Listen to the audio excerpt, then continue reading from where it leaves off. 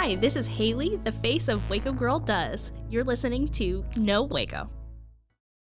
This week, we have some very exciting guests in the studio. Go ahead and introduce yourselves. I'm Emily Mills. I'm Brett Mills. And we are with Jesus Said Love and Lovely Enterprises to talk about Wild Torch. Yeah, and what brought you to Waco? Or are you guys Waco natives? I think I would have to say words are hard, Brett. All the time. I'm originally from Houston, but Oh, wow. I have lived in H-Town. Waco longer. So I Ooh. now say I'm from Waco. That's true. Same thing with Yeah. me. Been here 12 years, half my life. Yeah. I was a transplant, but you know what? This is home. So what can I say? It is. As for you? I'm from Tyler, so a town Okay. in East Texas, and I came to Waco because of Baylor and never left. Oh, So wow.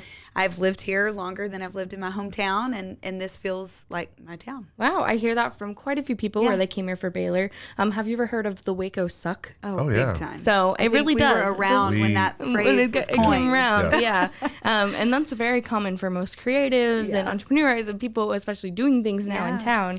town. They just kind of come here and then they're like, actually, this place is kind of dope. Yeah. I'm going to stay here. We would often travel outside of Waco Mm-hmm. for work, and when we would come home, we would cross over the Brazos on Waco Drive, and like our whole body would kind of exhale. Mm-hmm. Oh. And we just kind of felt like, okay, I think we like being here. Yeah. You know, just this is our place, and we weren't really sure what that was going to look like. But Yeah. it's home. Wow, I love that. And so now you've been helping out with Jesus Says Love and Lovely Enterprises. So tell me how you got involved with that. Yeah, so it's crazy. I don't know when this show will air, but Good Friday of 2022 will be our 18th year of Oh, reaching women in the wow. sex industry. Congratulations. And so it was really kind of a detour. I was really engaged with poverty in Waco and became, as a Baylor student, really aware of socioeconomic gaps in our city and what caused those gaps, and white flight and urban renewal and all those sorts of things.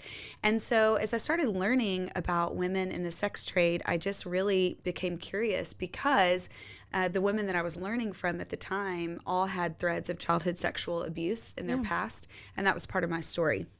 So in 2004, I said, Brett, how about we take gift bags into the strip clubs and get to know women in the sex industry, because they're part of our city. Yeah. They're part of who we are. They go to the same grocery stores as we do. Yeah. Their kids are in the schools that we're in, but they are marginalized. They're disenfranchised. Their Sex work is voices work. Yeah, they're not center to our conversations, and they need to be. And so it really began this journey of really learning who they were and learning the issues that they were facing.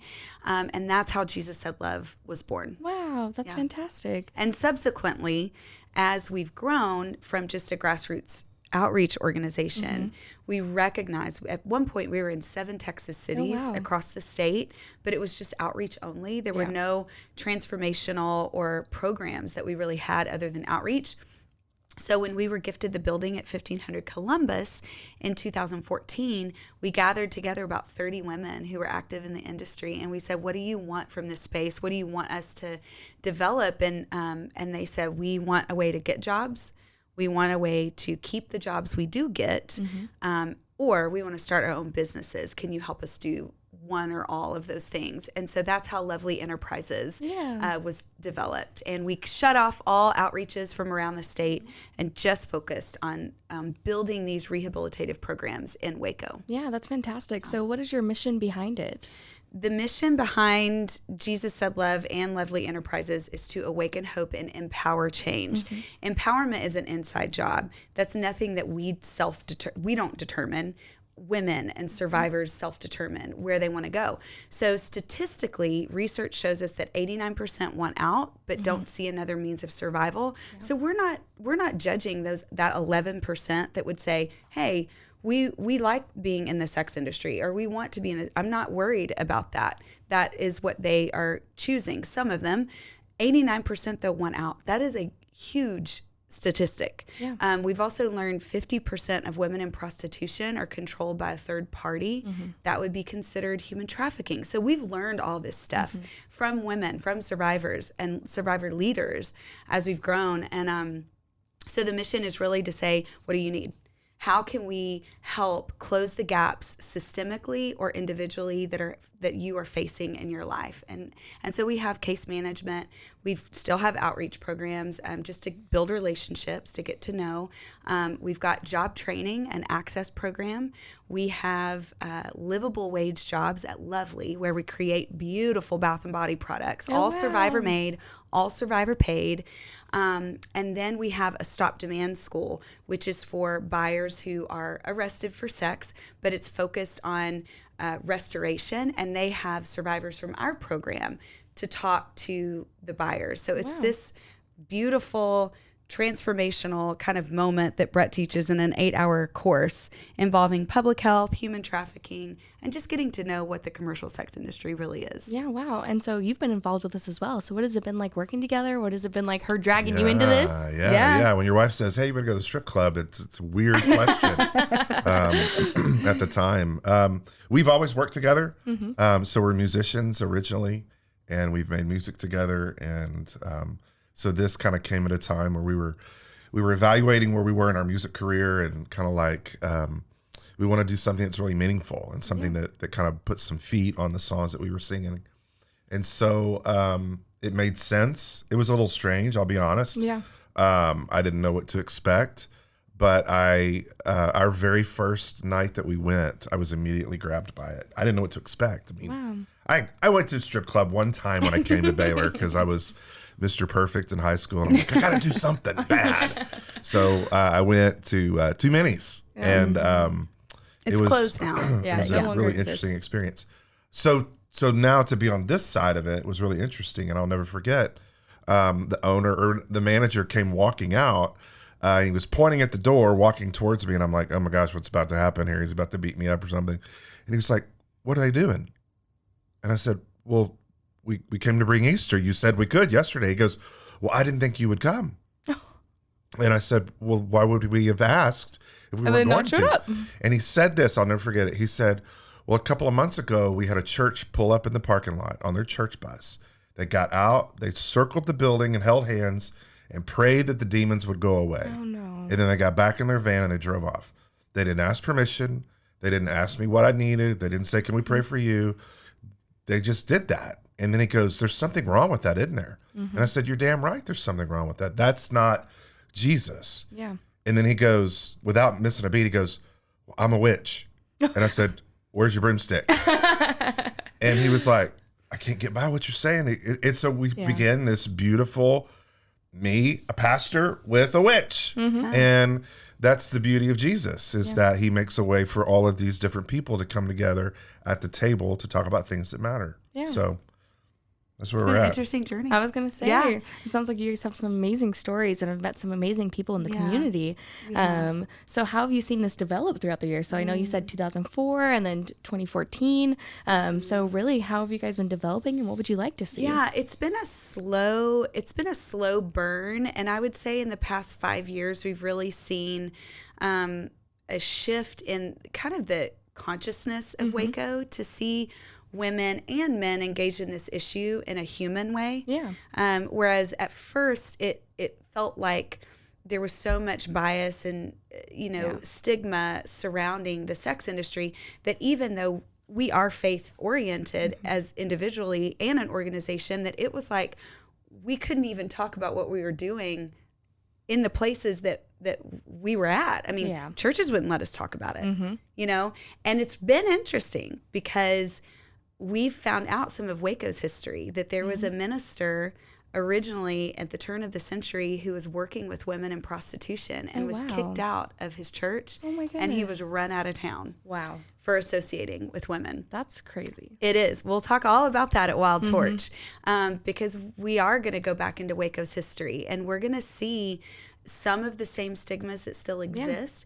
And then we're going to talk about ways that the city really has improved to make it a more welcoming place for women to really understand what this issue is to understand the socioeconomic dynamics surrounding women in prostitution and women in sex work for eons. I mean, it's just so much bigger than anything I've even realized. Had someone told me in 2004, this is what we'd be doing, I would have been like, I don't think so. I'm not an Can I leave now? anthropologist. I don't, but I am really fascinated by sociology and anthropology. And so I do think and history. So I think there's a natural bend in my nature to want to know the deeper story. Yeah. Yeah. Well, that's fantastic. And I know you guys have done so much for the community. So how have you seen, I know you already talked a little bit about this, but how have you seen Waco develop in these past few years? Yeah.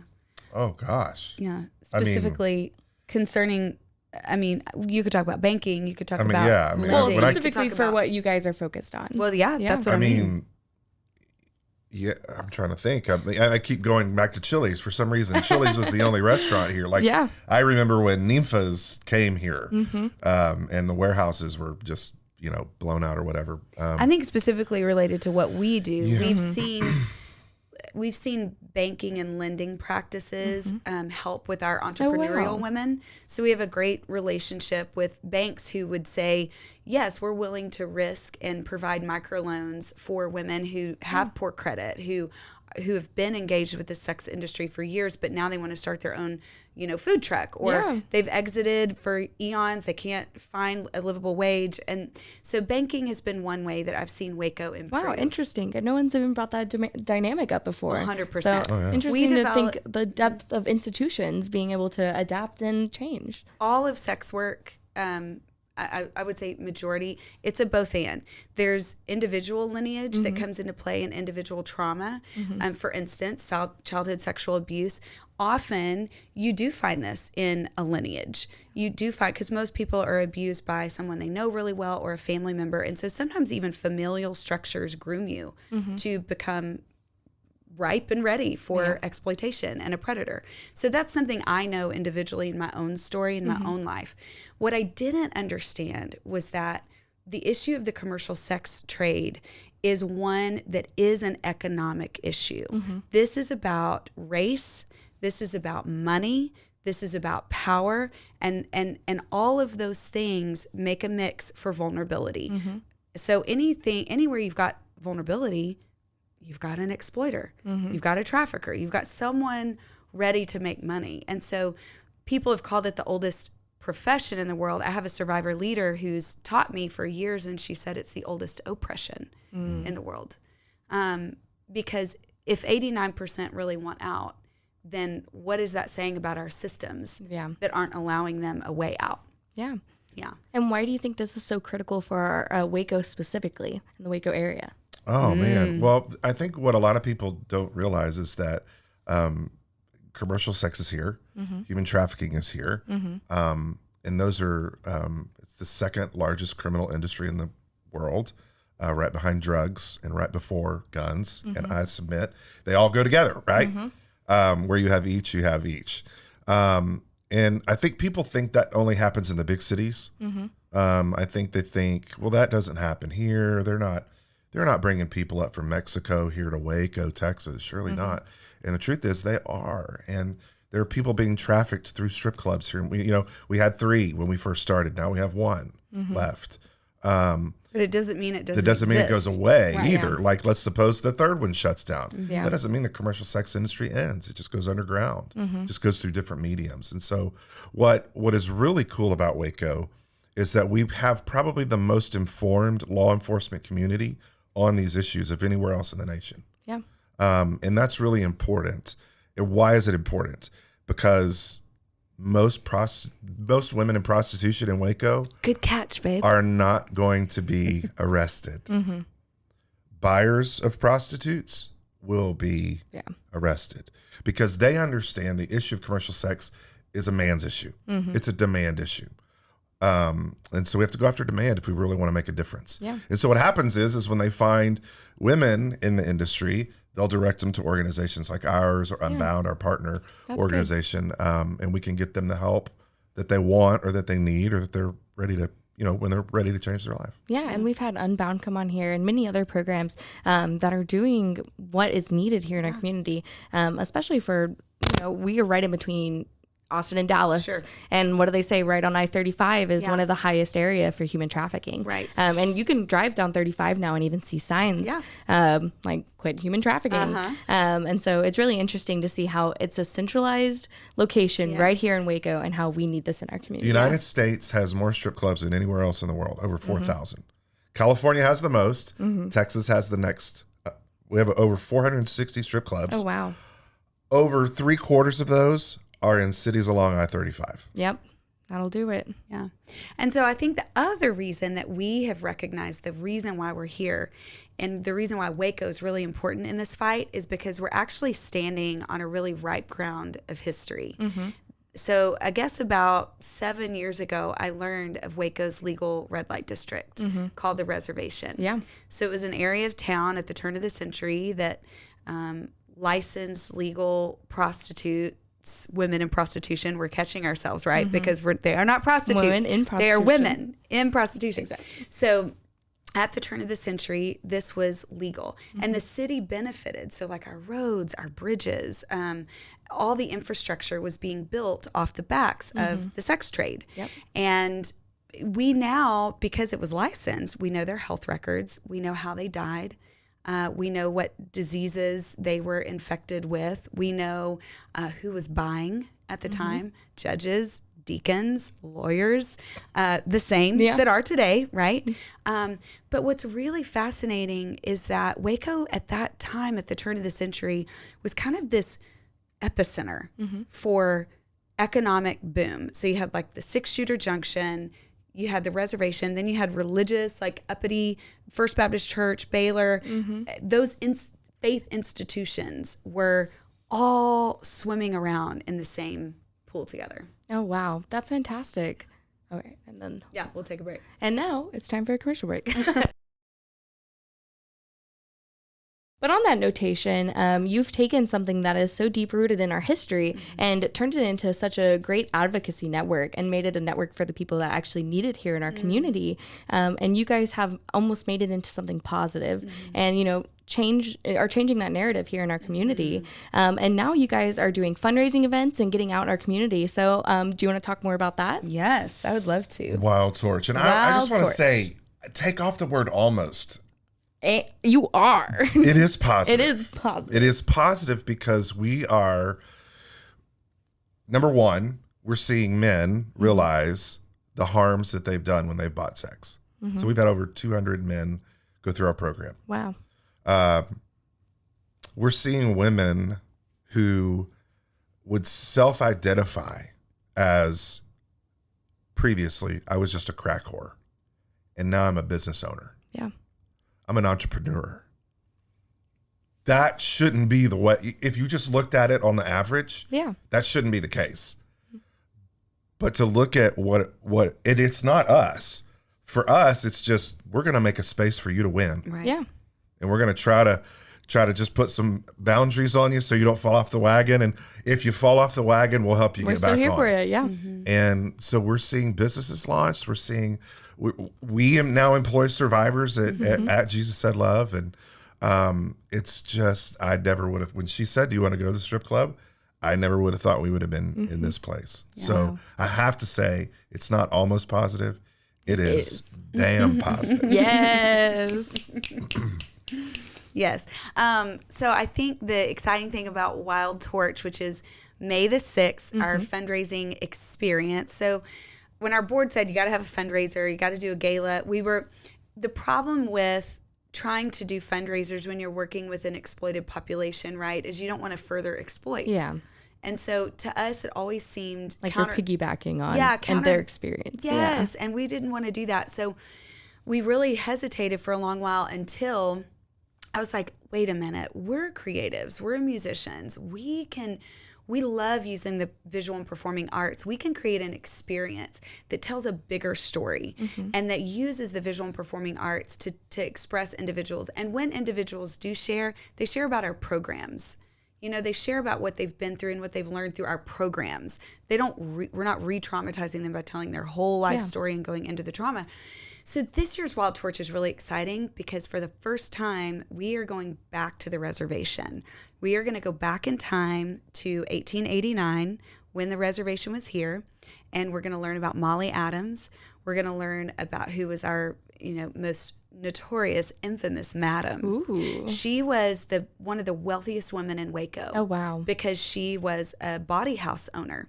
So Wow. she was one of the only women, I think was the only woman in Waco who owned her own home. Mm-hmm. It was the architect who built her home, which was a brothel, was the same that built First Baptist Waco. Oh, wow. Isn't that fun? History. Scandal. It's so colorful.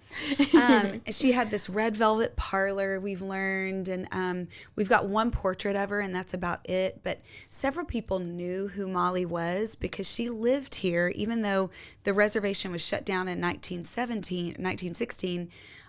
She continued to live in Waco, but she died penniless. Oh, wow. And no one would carry her casket. Oh, no. And so she ended up dying at it was called the Waco Home for Indigents. Wow. And so it was a facility for poor people. Yeah. And that's where she passed away. 2 anonymous business owners paid for her burial at Oakwood Cemetery. Interesting.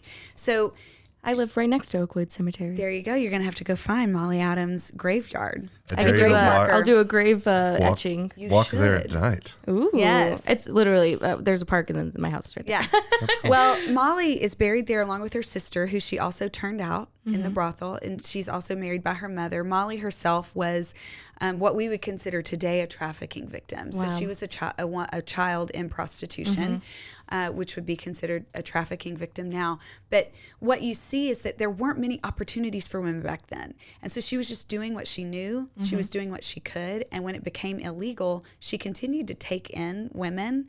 But she was also, what we've learned from kids who knew her, is that she was kind. She would offer kids a Coke. I spoke with Parnell McNamara, our sheriff, yesterday. He Yep. goes, my dad knew Molly Adams. My dad would carry cottonseed on a mule in a wagon. He would go to Molly's house because hers was the only place that he could get a cold Dr. Pepper. Wow. She would give him a free Dr. Pepper. He'd sit and talk with the ladies. And he goes, Dad, did anything inappropriate happen? He goes, no, I was a 10-year-old boy just doing my job. Yeah. And they were just generous, nice people. So there's really colorful history there. But we also know that women in the reservation had children. Obviously, sex produces children.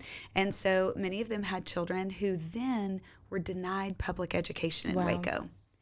And then they were driven off the reservation by child welfare services, but no one in Waco would adopt them. Oh, goodness. So they were sent out of Waco. So I think what's so interesting to me is that while we don't know and like to remember this part of our history, some of it tells us what we did wrong, but some of us tells us where we're doing things right now. Yeah. You know, women are no longer in our community being stiff-armed if they are recovered as a trafficking victim, or if they are in prostitution and they want out. We're giving them loans now for businesses. We're helping. We're supporting them. So that's positive for Waco. Yeah. And I think if the Reverend of Church is looking down on us now, even though he was run out of town, he might be a little bit jealous that all of Waco is coming to a fundraiser I know. to support the women, because he could not get Yeah. that support. He and his wife nearly went broke with their Wow. children, eating beans when they could, just trying to help women in prostitution. He would try But, to find them housing. yeah, no one would take him in. Wow. Yeah. That's crazy. Yeah, it is. It's wild. So back then, we were kicking the women out. That was the responsibility of law enforcement then. Today, we're inviting women to come. Yeah. Come from all over if you need to, because there's a place for you here. Yeah. Wow. That's amazing. So at Wild Torch, we'll go back in that time. We've got original registers from the homes that Oh, list the wow. women's name. We have the doorbell from Molly Adams' house. We have costumes from Historic Waco Foundation. We have furniture from Laverty's that represents that time period. You're going to hear, Sheriff McNamara is allowing us to use his copies of all the newspaper clippings Oh, wow. from when his great uncle shut the reservation down. So his great uncle was on that side of law Yep. enforcement, and now he's on the opposite the side. opposite side. So it's a really interesting history. Wow. That's fantastic. And so tell me more about the fundraiser event, where it's going to be, what time, how people can get involved. May the 6th at the convention center. All you got to do is go to wildtorch.com. Wildtorch.com. Sponsorships, tickets. It's going to be, we fell in love with not Netflix, Paramount. Oh, yeah. 1883. Yeah, 1883. The series 1883. And we had already planned on Wild Torch being about the history, and so it made sense. Oh, so we're asking people to put on your best 1880 dress. something. I just have that in my outfits. closet already, there you ready to go. go. Put So your prairie dress on, put your boots on, your wear a hat. Stetson. Yeah, wear your fun my bonnet dress, out. bonnets. Yeah, it's really those late 1800s to early 1900s, kind of right before the Victorian era takes over.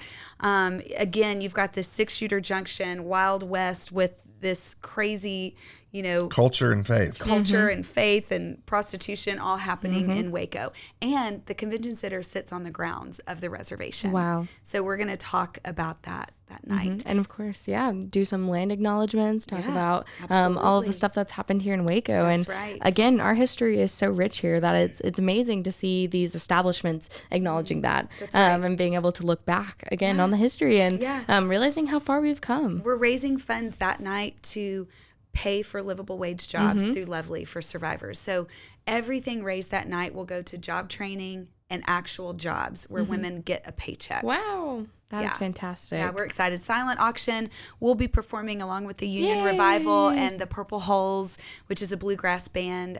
It's going to be excited. Yeah. Stories and songs. You're going to hear it all. All right. Food and that's drink. Fantastic. Yes, Ooh, food yes. and drink. Food and Smiles drink. and cheers. There we Photo go. booth with all your props on. It's Yeah. going to be fun. That sounds fantastic. And then shout out, give us all of your information where you can find you. I know you already gave the website, but give us your social media, anywhere else, your email. Always Instagram. Yeah, everything is at Jesus Said Love for social media. Get your tickets at wildtorch.com. If you happen to go to jesussaidlove.com, you can still get to wildtorch.com. That's correct. Because they're all There. connected. They're all connected. We've got to give shout outs to, Sponsors. Laverty's. Pat Laverty is coming in Shout out. clutch She is. with costumes and furniture and all things old-timey. Laverty's, Penley Party Productions is going to be helping us. AG Real Estate is sponsoring. Mandy Clark, financial accountant, Yeah. is sponsoring. There's a few more that I can't say yet because they've asked us not to say. Ooh. But we will be releasing that shortly. Yay. We're excited. Well, I'm really looking forward to this. And I really just want to thank you guys again for everything you've started and helped with our community. And again, shout out to our community Absolutely. for really just the amazing development and so much that we've seen happen over these last couple of years. One of the last things I would like to ask you is what would you guys like to see in Waco by the end of 2022? For us personally, I want to see more survivor jobs. Yes. I want Lovely to be packed with women who are earning a livable wage or starting their own business. I want to see more business entrepreneurs. Yes. And that's for you. I mean, I- there's the same sentiment. I would simply agree with that. Yes. Yeah. Well, thank you guys for coming on and talking about your mission and everything you guys have been doing. And I'm sure people are going to be looking forward to this. And now they know where to go. That's right. Thanks, Debbie. Yeah. This has been Haley. I'm signing off. Tune in every Friday for all of the events and activities. Now that you know Waco, just go. Go, Waco. This has been a Rogue Media podcast.